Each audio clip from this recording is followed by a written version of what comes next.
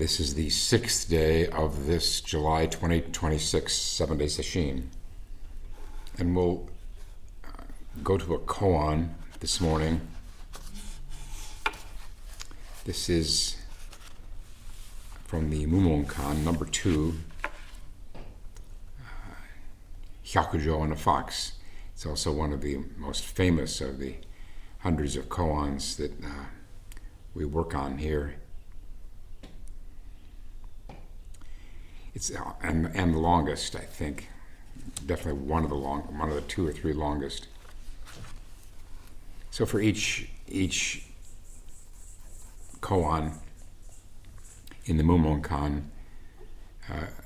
there's the case, and then there's Mumon's commentary, and then his verse.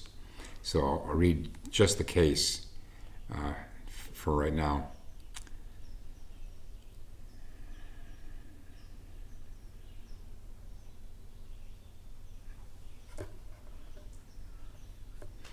Whenever Hyakujo, by the way, Hyakujo is the Japanized version of his real Chinese name, which is Bai Zhang Wei Hai. But I never know what to do about this. So I certainly want to make the point that this is a Chinese master, but I do think it's a little easier to pronounce and maybe to remember the name Hyakujo. Whenever Hyakujo delivered a teisho, a certain old man was always there listening to it together with the monks. And when they left the hall, he left also. One day, however, he remained behind. And Hyakujo said to him, "Who may you be?" The old man replied, "I am not a human being. In the far distant past, in the time of Kashyapa Buddha, I was the head of this monastery. On one occasion, a certain monk asked me whether an enlightened person could fall again under the chain of cause and effect, and I answered that he could not. Because of this answer, I have for 500 lives been reborn a fox. I now beg you to release me from this fox body by saying the turning words on my behalf." And so then he asked Hyakujo, he posed the same question. He had answered, "Can an enlightened person fall again under the chain of cause and effect?" And Hyakujo answered, "He does not ignore the law of causation."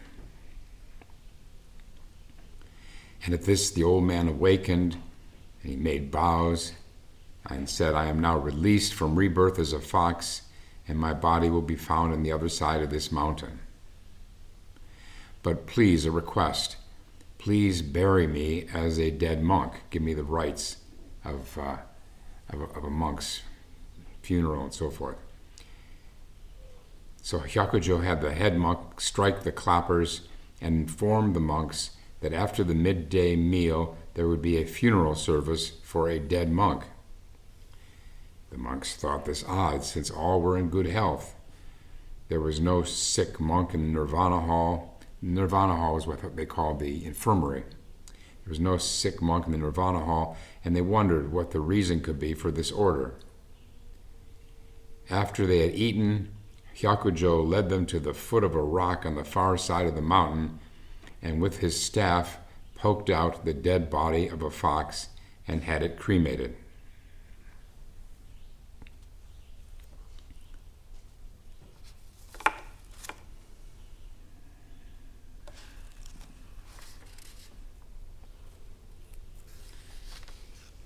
I think that's enough for right now. It's a lot to swallow. And I will read, as usual, I will read a bit of biographical material about Hyakujo.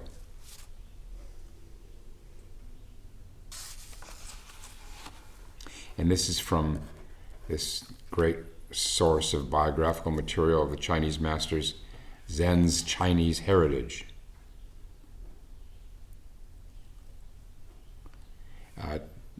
Hyakujo's dates, he lived in the 8th century, I think.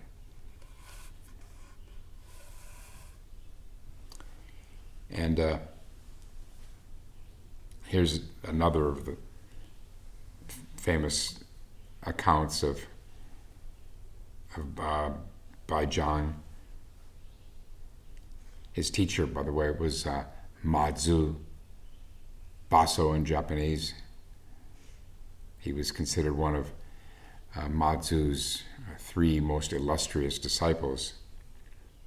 And he began, this Hyakujo began his monastic career in the Vinaya tradition.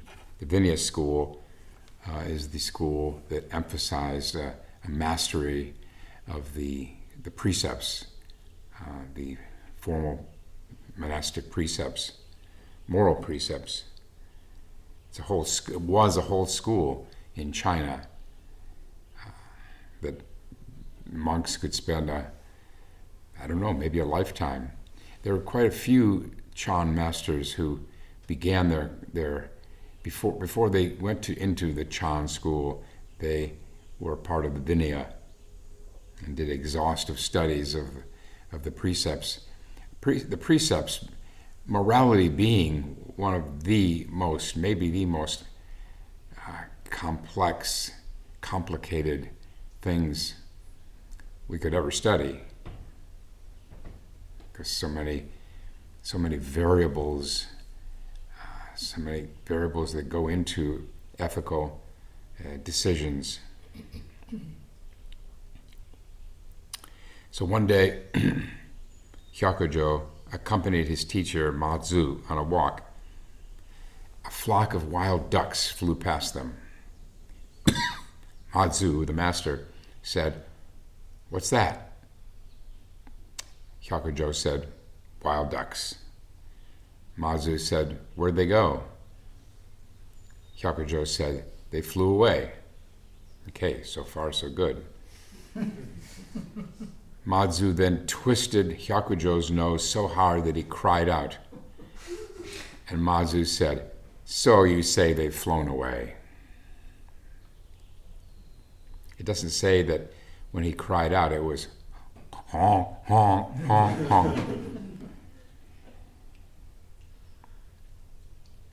And at these words, Hyakujo attained enlightenment.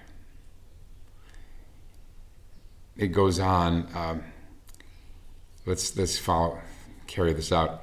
He returned to the attendance room. This is Hyakujo, and he was crying, sobbing. And one of the other attendants asked Hyakujo, "Are you homesick?" This is very telling. That would be the question, seeing a monk who is weeping and say, "Are you homesick?" You know, these monks had to leave home and not see their family, their parents or their family again, sometimes at a very young age. Harada Sogaku Roshi, that's what was Roshi Kapleau's first teacher, his first main teacher in Japan, where he spent 3 years at Hoshinji. I just read his autobiography, and Harada Roshi was given up to the monastery when he was 6. His father abandoned the family, and his mother, I think they said 4 children, and to have the boy supported and educated, he was taken to the monastery.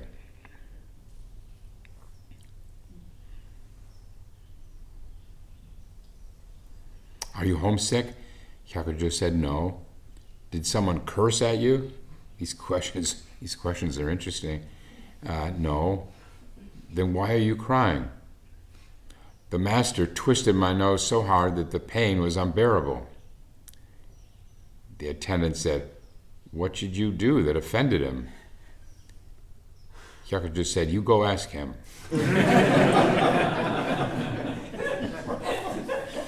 So sure enough, this attendant went to Matsu and said, he asked him, what did Hyakujo do that He's in his room crying. Please, what happened? And Matsu said, he knows himself. Go ask him. At which the attendant went back to Hyakujo's hut and said to him, the master says, you already know, I should come here and ask you. At which Hyakujo laughed out loud. The attendant said, wait, a moment ago you were crying, so what's going on? How come you're laughing now? And Hyakujo said, my crying a moment ago is the same as my laughing now.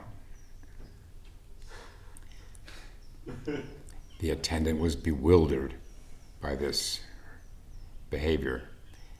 The next day, Matsu went into the hall to address the monks. The hall always means the Buddha hall, where the teisho was always given. We talked about someday building a Buddha hall here at Chapin Mill, but haven't got around to it yet. Just when the monks had finished assembling, Hyakujo rolled up his sitting mat. Matsu got down from his chair and Hyakujo followed him to the abbot's room. Matsu said, just now, I hadn't said a word. Why did you roll up your sitting mat? Hyakujo said, yesterday the master painfully twisted my nose. Matsu said, is there anything special about yesterday that you've noticed? And Hyakujo said, today my nose doesn't hurt anymore. Good, down-to-earth, simple statement of what had changed without getting into anything glamorous or spectacular. Matsu said, then you really understand what happened yesterday.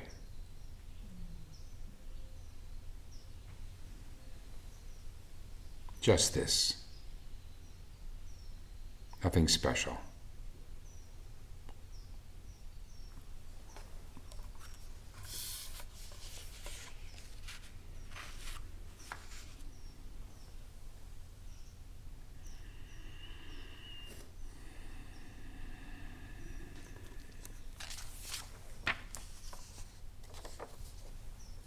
I'm going to skip some other dialogues because today's koan is so long. This one's important though. Now Hyakujo is a master himself, and he entered the Buddha hall to give a talk. When the monks had assembled, he suddenly leaped off of the Dharma seat and drove them from the hall with his staff. Just as they were running out of the hall, he called to them. When they turned around, he said, "What is it?"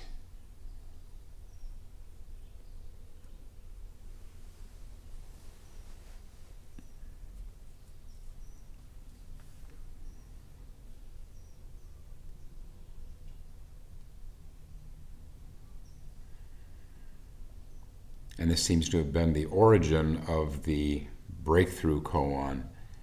What is it, or what is this? Which, by the way, is the primary breakthrough koan in Korean Zen, I'm told.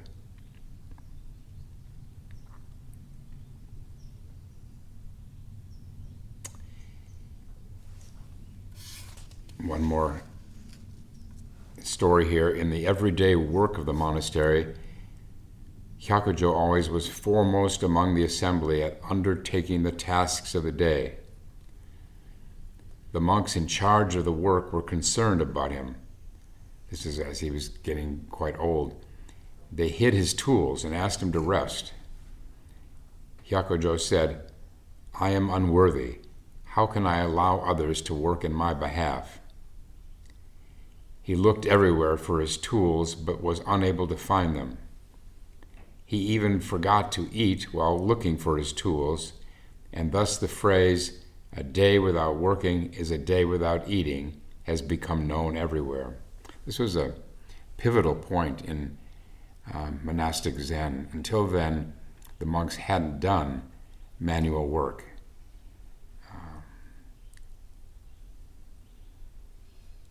The story, as I heard it elsewhere, is he insisted that, all right, if you're not going to let him work, he's not going to eat. It's interesting. This translator, it says he forgot to eat while looking for his tools. So he was in some kind of a searching samadhi.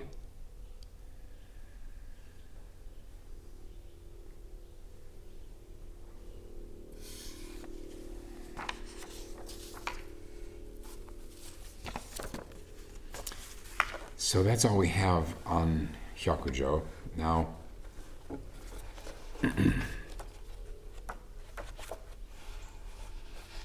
turn back to the koan, the case.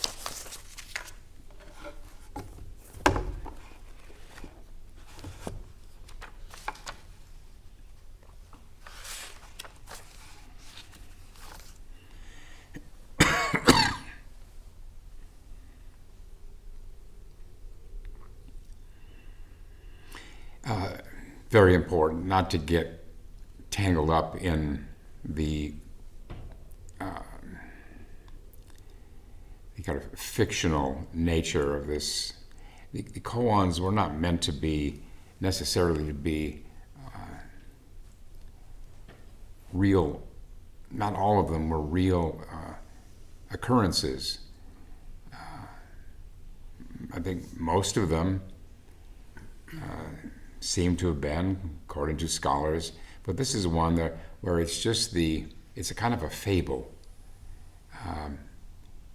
That is a structure through which to come to understand this matter of causation and karma.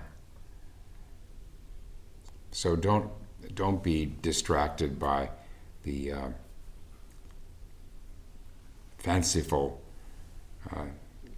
elements of this story.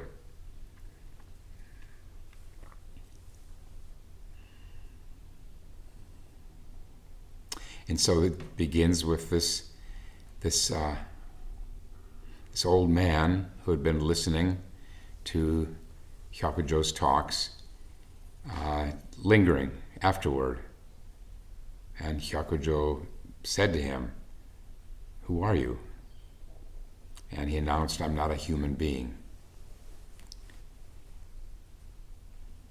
I was once the head of this monastery, but after a monk asked me the question of whether an enlightened person could fall again under the chain of cause and effect, I answered that he could not, just that, he could not, and as a result, I was consigned to this fox body for 500 lives."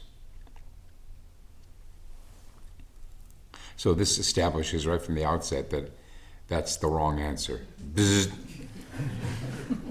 No is not the right answer. But why not? Does enlightenment not confer some kind of freedom from the ordinary world of causation? I'd say it does confer some kind of freedom.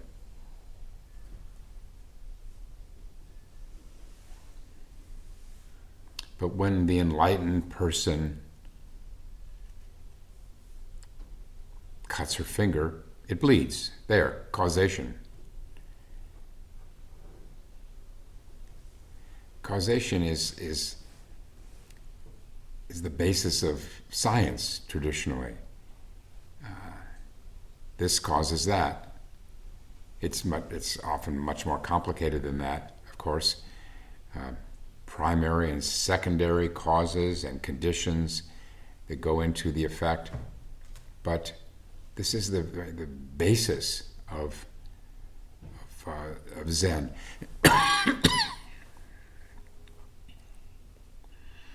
It is in Chinese texts there is a distinction between doctrinal Zen and patriarchal Zen.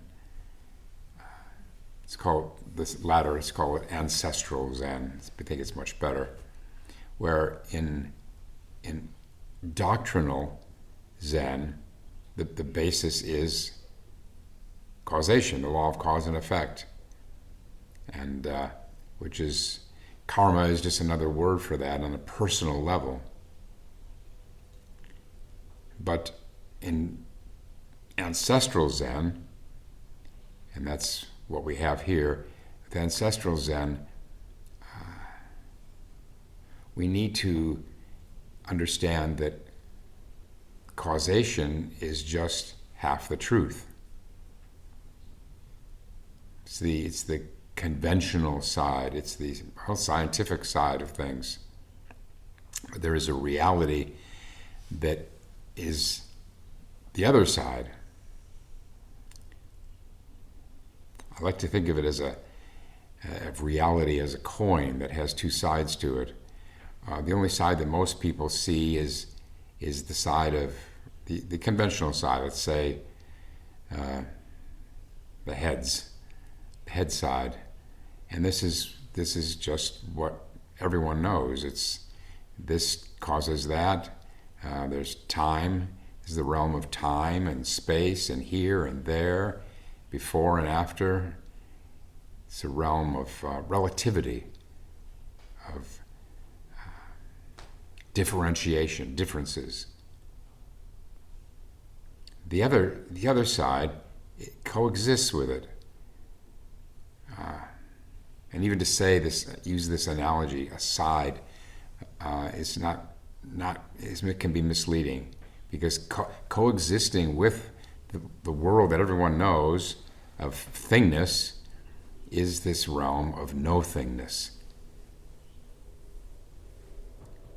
emptiness, formlessness.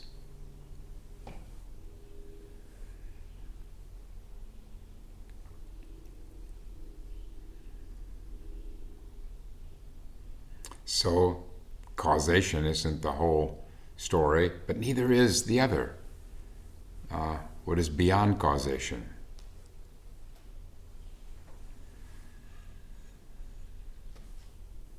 This is what makes it a koan. What's the right answer? What would the right answer be? Well, Hyakujo provides what we can assume to be the turning word. And the old man asks him, now, please, 500 years is enough as a fox, please. What would you have said? What do you say? Does the enlightened person fall into the chain of cause and effect? And Hyakujo says he does not ignore the law of causation.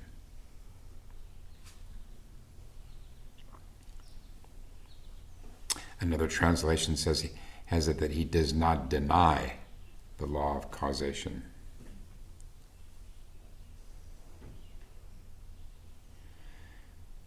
Andy Ferguson, who is the translator and editor of this big book, Zen's Chinese Heritage, he translated as she is not blind to the law of causation.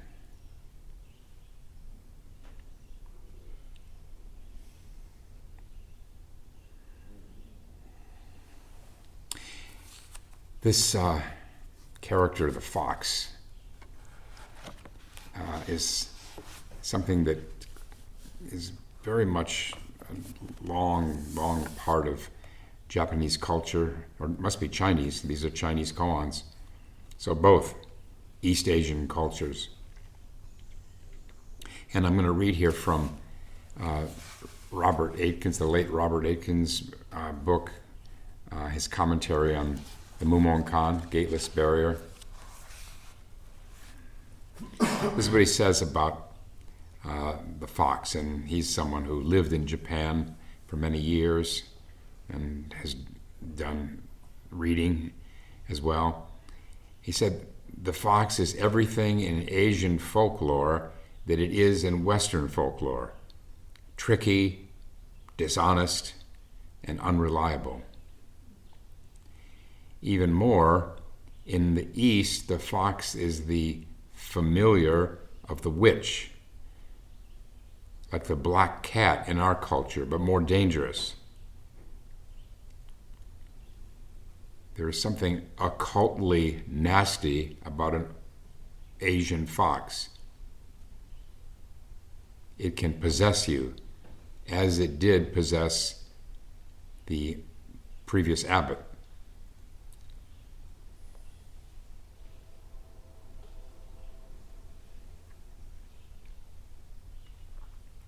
You can see why the story has him being the old abbot being reborn as a fox, as what is supposedly tricky and dishonest and unreliable in that response to the question. And then Aitken Roshi continues, to this day there are fox shrines everywhere in Japan. Foreigners think that people worship the foxes, but this isn't the case. They go to the shrines and make offerings to the fox spirits to keep them happy. Leave us alone, they say in effect. Let us live in peace.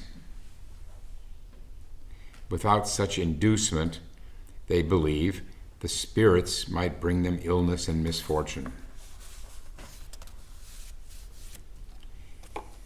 Yeah, there's this pagan element that persists to this day in this highly hyper-industrialized technological society, Japan. You see shrines everywhere. Probably more are the Shinto shrines.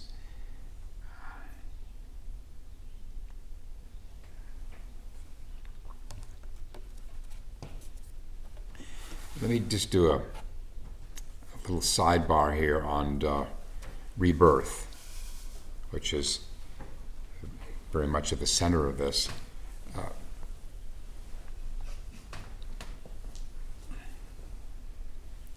There's no need for anyone working on this koan or anyone practicing Zen to believe in rebirth.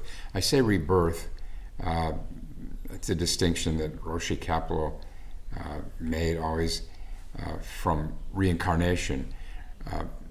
Reincarnation supposes that there is something, a soul, that continues from one lifetime to another, and that contradicts the experience of Buddhism, where nothing is forever. Everything is impermanent. That's arguably the primary point of doctrine and experience in Buddhism is impermanence. So that's why we don't buy into the idea of a everlasting soul. Instead, we use the word rebirth, and there is a difference. Rebirth has nothing to do with any soul there. It's the continuation of a process rather than the transfer of a substance. So my favorite analogy for rebirth, unlike reincarnation, is this little exhibit that you see at science stores, or used to, of 5 or 7 steel ball bearings suspended from a frame, and they're spaced so that each touches the one next to it. And you're invited with this little device to lift up either one at the end, and drop it, and it clicks against the one next to it, and the one at the end rises up. I think it's a great way to understand rebirth, because there's no thing that's passed through. There's no soul. Instead, it's a continuation of a certain energy, an impetus, a force.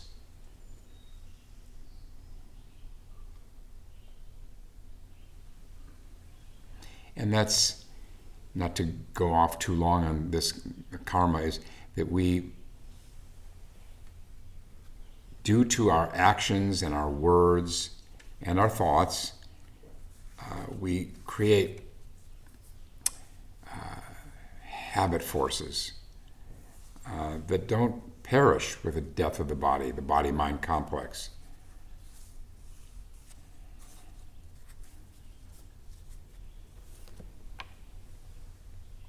We have a thought, and from that comes action. We have an action, from that comes a habit. From the habit comes character, the formation of character, for better or for worse. And that becomes our karma. But karma is itself impermanent. Our karma is always in flux. From one day to the next, from one moment to the next, it's a fluid, it's a dynamic process. And every time we sit, we are reshaping, we are redesigning our karma. Not just sit, but whenever we detach from thoughts, even if we're out rowing in a boat or running a race, if we can be free of thoughts, then this is a way to not generate more karma. Originally, karma, we didn't talk about good karma and bad karma. The idea was that karma just kept you lashed to the wheel of suffering. So by not generating thoughts, and from those actions and from those habits and so forth, we free ourselves.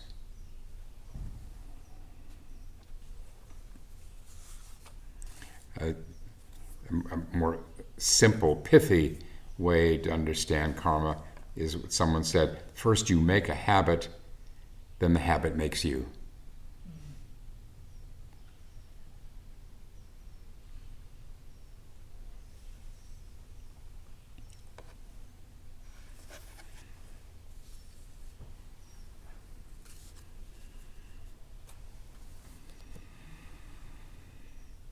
He does not ignore the law of causation. This is the nub, the real important part of the case.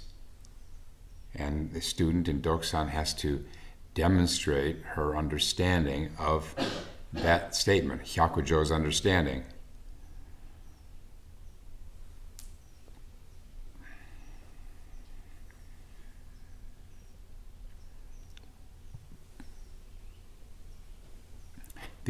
The old man, the fox former abbot, was basically saying, no, if, with the enlightened person, she could cut her finger and it wouldn't bleed. Well, that's simplifying it, but it can't be right. But is there no difference after awakening in terms of the law of causation? None at all, in any way?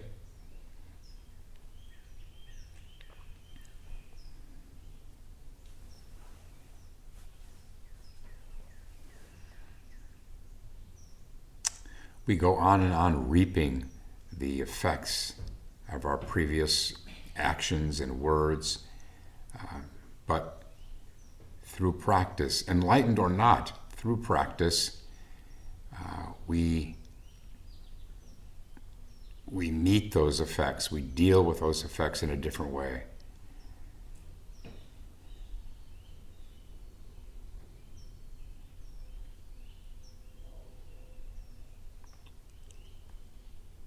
And then the rest of this, it's not that important about the,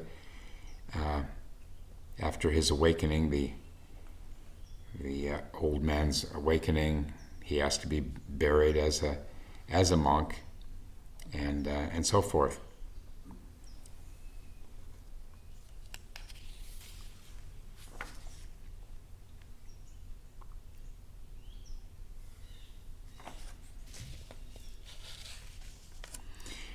the case goes on, though. In the evening, Hyakujo ascended the rostrum in the hall and told the monks the whole story. And at that, Obaku, leading disciple of Hyakujo, he asked the following question. Now hang on. This old man made a mistake in his answer and suffered rebirth as a fox for 500 lives, you say. But suppose every time that he answered, he had not made a mistake. What would he have become? Hyakujo replied, just come closer to me and I'll tell you. Obaku then went up to Hyakujo and slapped him. Hyakujo, clapping his hands and laughing, said, I thought that the barbarian's beard is red, but I see that you are a barbarian with a red beard. There's another confounding thing to untangle when you're working on this koan. The barbarian is, of course, Bodhidharma, and he was reported to have had a red beard.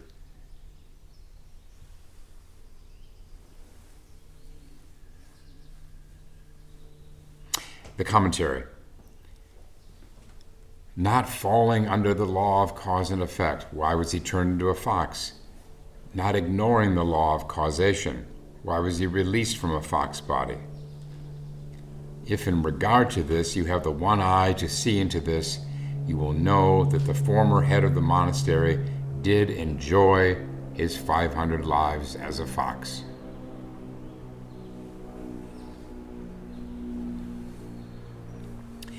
Enjoy is a delightful word. Did the fox enjoy the pests, the pests that infested him? Did he enjoy the cold in the winter, terrible cold? To always be wary of Mumon, not to take literally what he's saying.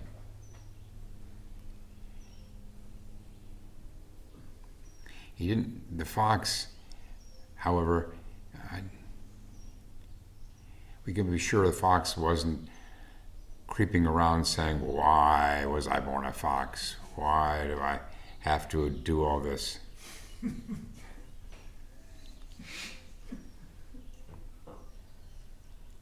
And that's actually part of a key to the koan, to Hyakujo's answer. He did not ignore the law of causation.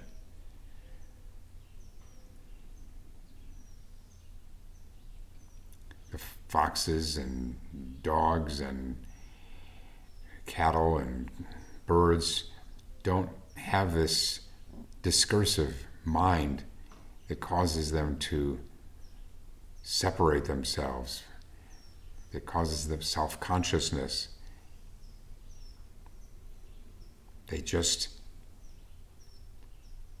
are with what is. And we're just trying to get that far ourselves.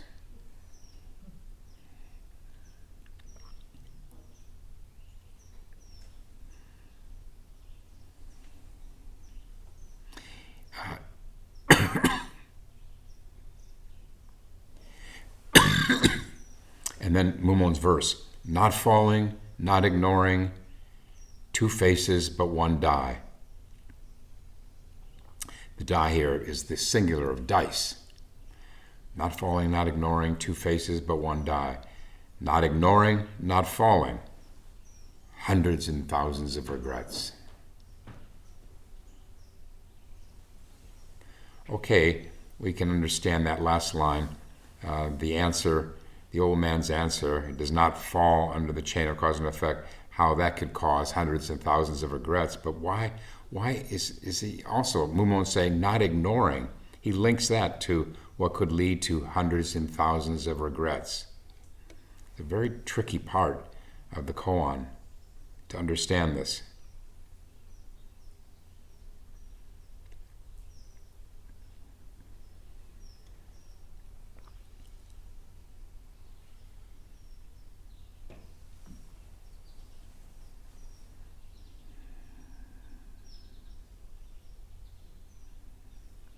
It's a real fatal mistake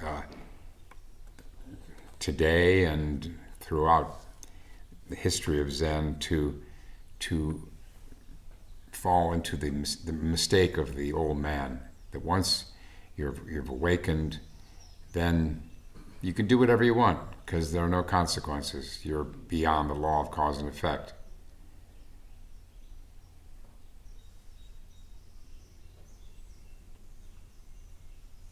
This comes from the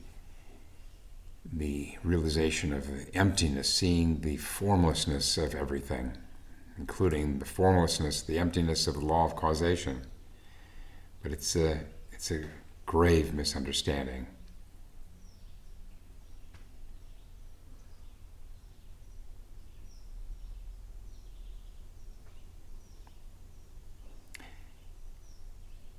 Bodhidharma, our founder, is supposed to have said, "One who thinks only that everything is void, but is ignorant of the law of causation, falls into everlasting pitch black hell."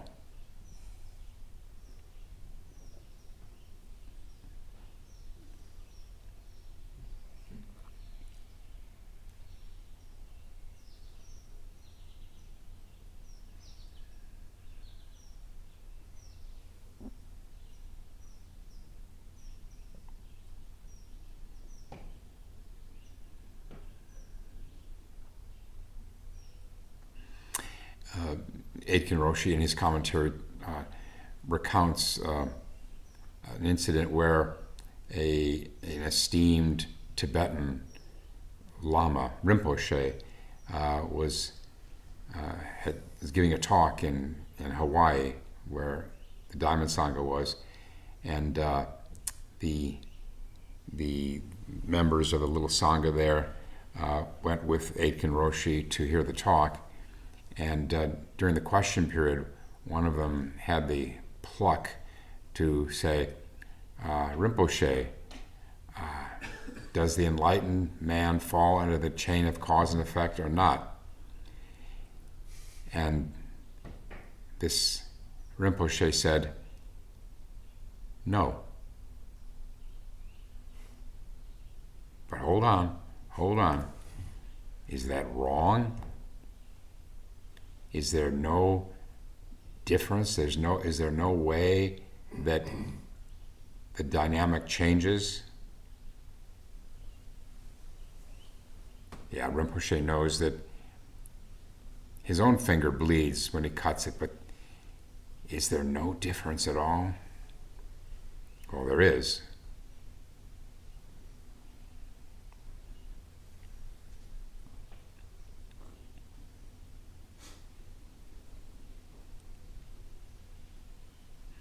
When Roshi Kapleau was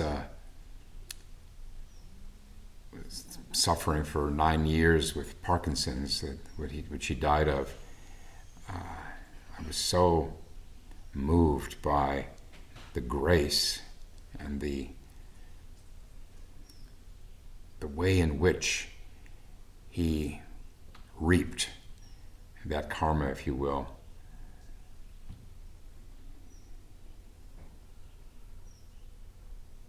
I wouldn't go so far as to say he enjoyed it, but to a great extent, very great extent, he didn't separate himself. He didn't bewail his misfortune.